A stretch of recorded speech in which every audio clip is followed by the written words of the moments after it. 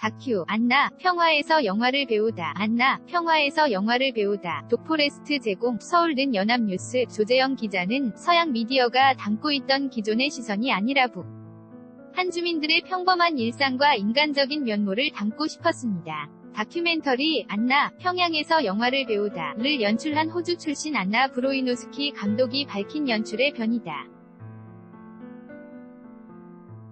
10일 서울 대한극장에서 열린 시사회에 참석한 그는 이 영화가 전하는 메시지는 결국 인류에 라고 말했다. 감독은 2012년 9월 평양을 직접 방문해 3주간 머물면서 북한의 영화 제작 현장과 영화인들을 카메라에 담았다. 북한의 영화 산업 전반에 관해 촬영 허가를 받은 서구 영화인은 그가 처음이다. 안나 평화에서 영화를 배우다. 독포레스트 제공. 그가 평양을 찾은 이유는 북한 스타일의 선전 영화를 만들기 위해서다.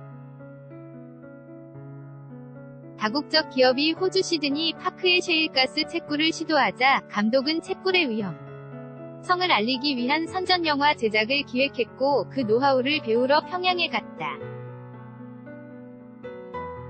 감독은 북한으로부터 허가를 받는 데만 2년이 걸렸다면서 영화광인 김정일이 쓴 영화 교본 영화와 연출에 따라 영화를 만들고 싶었고 그들은 제 말이 진심인지 알고 싶어 했다. 인터뷰 끝에 촬영 허가를 받을 수 있었다고 떠올렸다.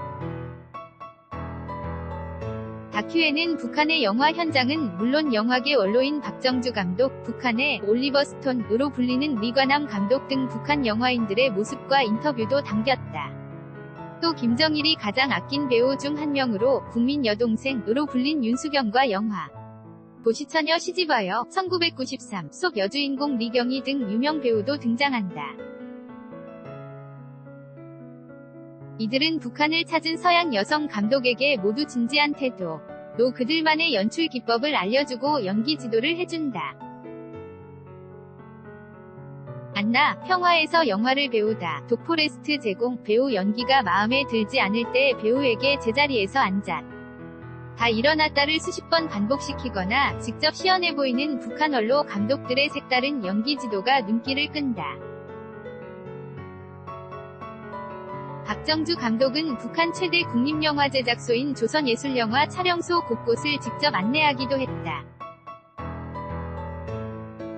총 부지 면적 100만에 달하는 야외 촬영기지에는 옛 조선과 일본, 중국, 한국의 서울거리 등의 야외 세트가 들어서 있다.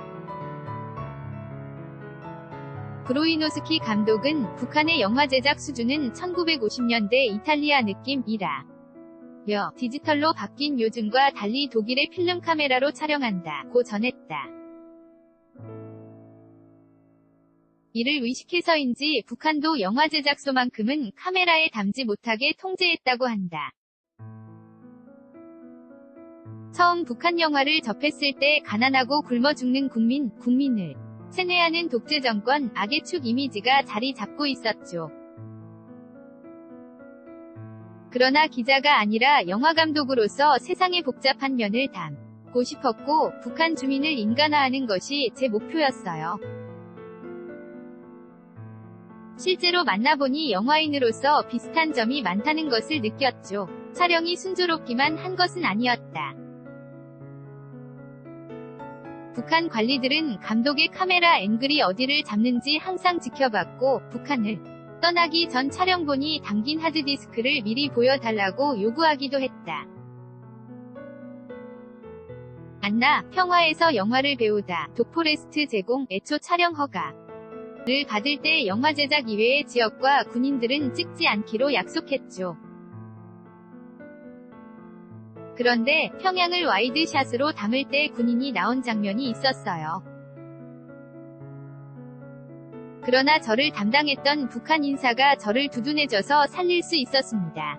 이 영화 앞에는 혁명적 코믹 어드벤처라는 다소 과한 수식어가 붙였다. 감독은 북한에서 배운 대로 호주에서 현지 배우들을 데리고 북한 스타일로 영화 찍는 과정도 코믹하게 담았다. 북한 영화에는 다소 과장돼 보이는 배우들의 연기와 느닷없이 등장하는 노래, 성중 앞에서의 연설 장면, 씩씩한 여주인공이 빠짐없이 등장하는데 감독은 이런 요소들을 자기 단편 영화에 그대로 녹여냈다.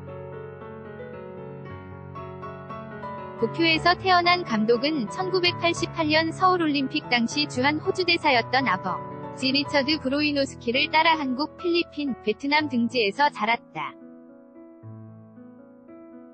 안나, 평화에서 영화를 배우다. 독포레스트 제공. 그는 아버지 덕분에 어렸을 때 DMZ 도가보고 남북관계에 관심을 갖게 됐다. 면서 이 영화는 트럼프 대통령과 김정은의 싱가포르 회담이 진행되지 않았다면 아마 상영되지 못했을 것이라고 말했다. 배우이자 작가, 록 바이올린 연주자였던 감독은 1995년 일본의 오타쿠 문화를 다룬 헬로 벤토 연출을 계기로 감독의 길로 들어섰고 2007년작 포비든 라이즈는 호주 극장 개봉 다큐멘터리 역대 박스오피스 10위 안에 들었다. 9월 13일 개봉. fusionjc@yna.co.kr 2018년 9월 10일 14시 42분